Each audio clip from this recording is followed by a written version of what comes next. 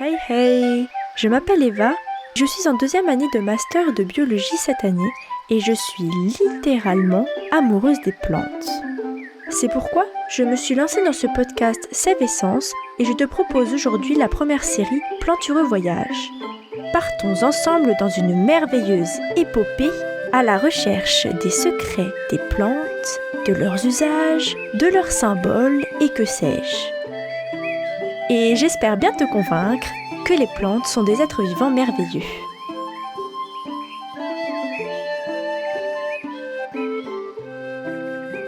Quel est le principe de cette série ? Une plante, un pays, une histoire. Ce podcast est un joyeux mélange entre de la littérature, de l'art, voire même de la cuisine.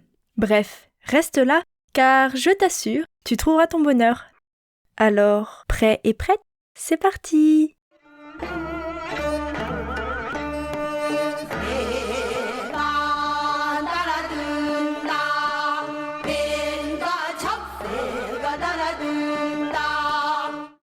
Aujourd'hui, nous décollons pour une destination un peu lointaine. Dans la nature, il existe un fruit quelque peu excentrique. Il est la proie des dieux, mais aussi parfois un prédateur dangereux. Connais-tu ce fruit ? J'invite Diospyros kaki. Alors, on va commencer avec un peu d'étymologie. Je te préviens tout de suite, j'adore ça, donc tu vas y avoir droit à chaque fois. Maintenant c'est dit, tu es au courant, on est bon.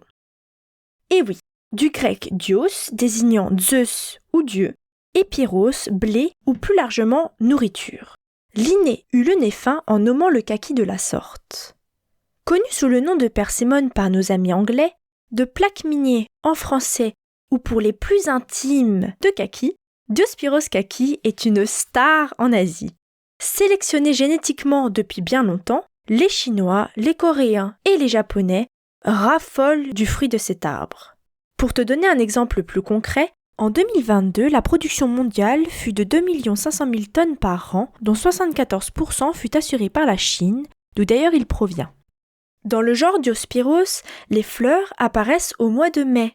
Les fleurs mâles et femelles sont soit portées par des individus différents, on parle d'espèces dioïques, excuse-moi pour le mot un peu barbare, mais parfois il faut bien un petit mot scientifique.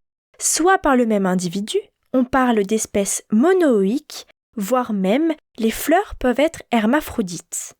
Mais le terme kaki désigne avant tout le fruit recherché par les plus gourmands. C'est une baie apophine membraneuse, jaune-orangée, à chair plutôt molle.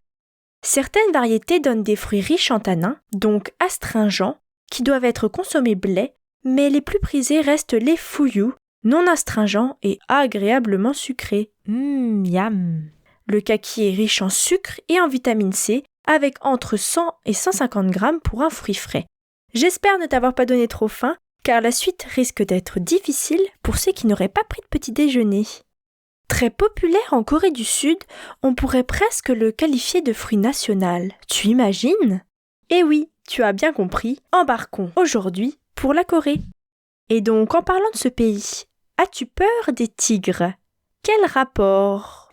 Prends ton plaid, un petit thé comme il faut, assieds-toi et prête l'oreille.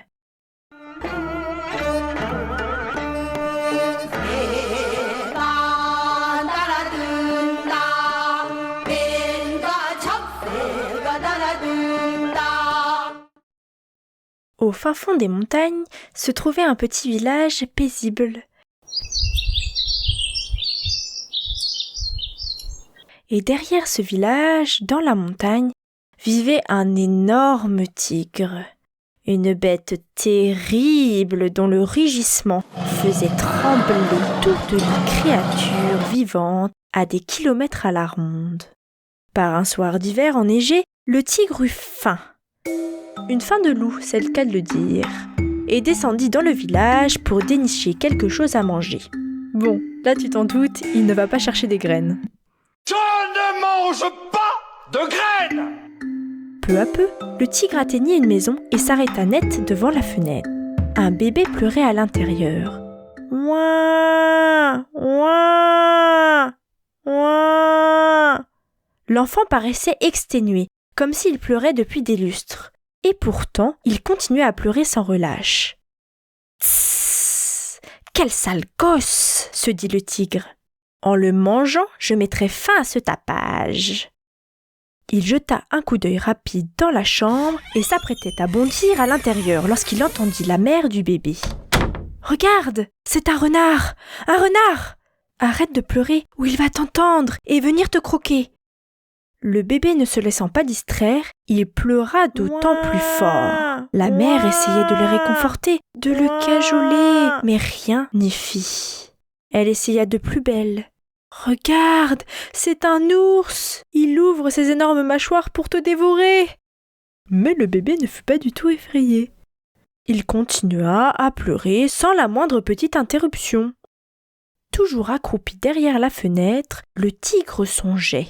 Qui peut bien être ce bébé qui ne craint ni le renard ni l'ours? C'est un enfant bien courageux. Bon, entre nous, ce bébé, ça doit être Superman, hein. Ses yeux étaient remplis d'admiration. Mais le grondement de son ventre lui rappela la raison pour laquelle il était descendu au village. Il se prépara à bondir dans la chambre. « Regarde !» s'écria la mère. « Le grand tigre de la montagne est là, juste derrière la fenêtre. » À cet instant, le tigre marqua une pause. « Voyons s'il est terrifié avant que je ne le mange, » pensa-t-il, et il jeta un coup d'œil dans la maison pour jubiler. Ha ha ha. Ouin, ouin. Mais le bébé pleurait toujours, sans le moindre signe de terreur. Coup dur pour le tigre. Le tigre n'avait jamais, après toutes ces longues années, au grand jamais, rencontré humain ou animal qui ne le craignait pas. Même les arbres et les pierres tremblaient à son approche.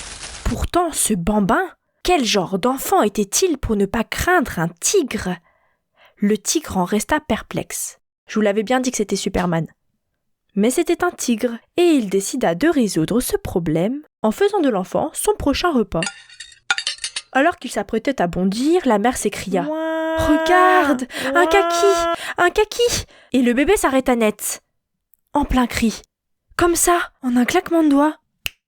Plus un seul bruit. Dans ce silence soudain, une terrible idée vient à l'esprit du tigre.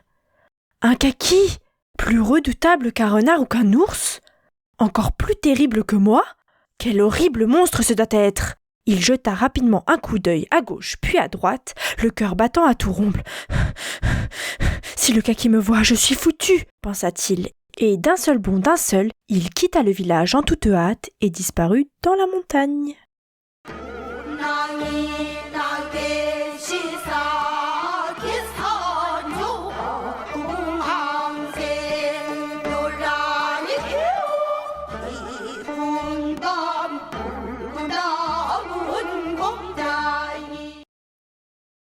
Tu viens d'écouter le conte folklorique coréen Le tigre et le kaki séché qu'Ains In-soo Phongkol a traduit depuis le coréen vers l'anglais dans son livre Korean Folk Tales de 2007. On retrouve un conte similaire en Europe, Le voleur et le tigre, et en Inde dans le Panchatantra, collection achevée autour du IVe siècle, ce qui nous indique qu'il s'agit d'un conte ancien. Alors, toujours pas convaincu par sa popularité ? Ce conte est si connu que certains l'ont même adapté en chanson, comme le duo Yongtak Chigwangmin et Chigwangmin dans le titre Goat Gamida de décembre 2022. D'autres l'ont adapté en vidéo éducative pour enfants, voire en kassa, ces poèmes coréens.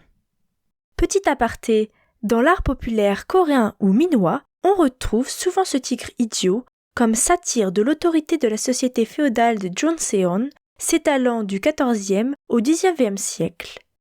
La parenthèse est close, je ne t'embête pas plus, revenons à nos kakis. Et maintenant, voici la partie que tu vas préférer. Le kaki séché, protagoniste de notre histoire, est une collation asiatique nommée Godgam en Corée, littéralement kaki fleuri, où il est présenté de manière traditionnelle, embroché sur une corde de paille de riz. Nom nom nom. Si je dis Oshigaki, les fans de Naruto se réveilleront sûrement, héhé, et penseront au nom d'un ninja badass déserteur du village de Kiririgagure et membre de l'organisation Akatsuki, Kisame Oshigaki. Cependant ici, c'est simplement le nom japonais du kaki séché. On t'a menti toute ton enfance. J'espère n'avoir pas tué des auditeurs ou des auditrices avec cette révélation. Son séchage traditionnel est long, mais il fait un parfait cadeau du Nouvel An. À l'heure du déjeuner coréen, on peut le retrouver dans un kimchi, au milieu des banchan, ses plats d'accompagnement. Le bois du kaki est utilisé dans la fabrication de meubles, ses feuilles en infusion, et même les amateurs d'alcool trouvent leur compte car de ces fruits, on en fait du vin. Donc ça c'est bon pour les bourguignons.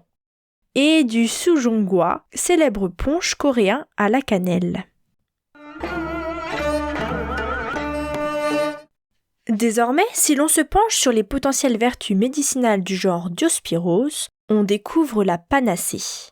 Utilisée dans la médecine asiatique traditionnelle, des équipes de recherche du monde entier l'étudient actuellement pour démêler le vrai du faux.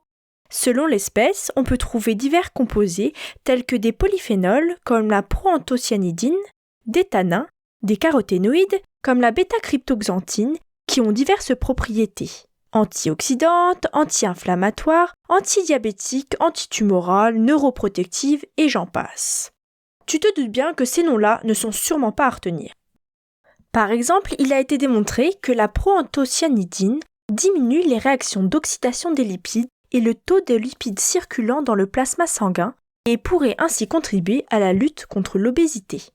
D'autres études affirment que certains composés pourraient potentiellement renverser la multirésistance aux antibiotiques des micro-organismes. Bien évidemment, il ne faut pas oublier le revers de la médaille. En effet, ces résultats ont été obtenus chez les rongeurs et les effets à long terme sur l'homme et la toxicité de ces molécules demeurent inconnus. D'autant plus que certaines expériences mentionnent l'existence d'un risque d'augmentation de l'inflammation, précurseur de maladies auto-immunes et de cancer. Et pour ceux ou celles qui cherchent l'eau de jouvence, le kaki est toujours le parfait candidat. Certaines molécules seraient un anti-rides efficace pour une peau plus lumineuse et détendue. Bref, tous les indices sont là pour dire que le kaki pourrait bien être en vogue à la saison prochaine. Wouhou! Cependant, certains chercheurs ont montré que l'accumulation de ces molécules actives est affectée par le changement climatique. L'exploitation massive du bois du genre Diospyros est aussi préoccupante. La liste rouge des espèces menacées, The International Union for the Conservation of Nature, IUCN, a publié en 2014 que 40 espèces étaient vulnérables, 14 en danger et 14 en danger critique. Mais je préfère toujours finir par une bonne note. Donc parlons de la biosynthèse de nanoparticules. Diospyros kaki contiendrait des agents réducteurs utiles à la synthèse de nanoparticules de platine. À l'avenir, la nanotechnologie verte pourrait bien être l'un des outils de réduction de l'utilisation d'intrants chimiques en agriculture, c'est-à-dire par exemple les pesticides, et pourrait aussi améliorer la gestion de l'eau et la qualité des cultures agricoles. Aujourd'hui, le kaki est sous le feu des projecteurs. Je pense bien t'avoir convaincu avec cet épisode. Le monde entier est à ses racines. À Nara, au Japon, à défaut de totem, on lui a érigé un musée. À Mitchell, dans l'Indiana des États-Unis, on le célèbre depuis 1947 dans la joie et la musique. Ainsi, peut-être que le kaki est lui-même devenu Dieu. Ou démon, qui sait. Hé hé. Et toi, es-tu assez brave pour affronter ce kaki monstrueux ? Tu viens d'écouter le premier épisode, le kaki, proie des dieux ou prédateur dangereux, de la série Planture au voyage du podcast Sève Essence. La musique d'introduction est une création de l'artiste Bleu Bachir, un très bon ami à moi que je remercie très sincèrement. Et je remercie tout spécialement le docteur Biba Villelec, ethnobotaniste que j'admire, qui m'a donné de précieuses ressources afin de créer cet épisode. Enfin, une petite dédicace à mon frère, à qui le kaki rappellera de nombreux souvenirs. Merci pour ton écoute. Si tu as des questions ou suggestions, n'hésite pas à me contacter, c'est essentiel pour améliorer le podcast. Tu peux également en parler autour de toi et le noter sur les plateformes. Tu retrouveras toutes les références, le vocabulaire, des informations complémentaires pour les curieux et curieuses et les contacts sur le site sèveessence.wordpress.com. Tu peux également me suivre sur mon Instagram sèveessence.podcast pour suivre les petites news. J'espère que ça t'a plu, petite plantule, et je te dis à bientôt pour de nouvelles aventures.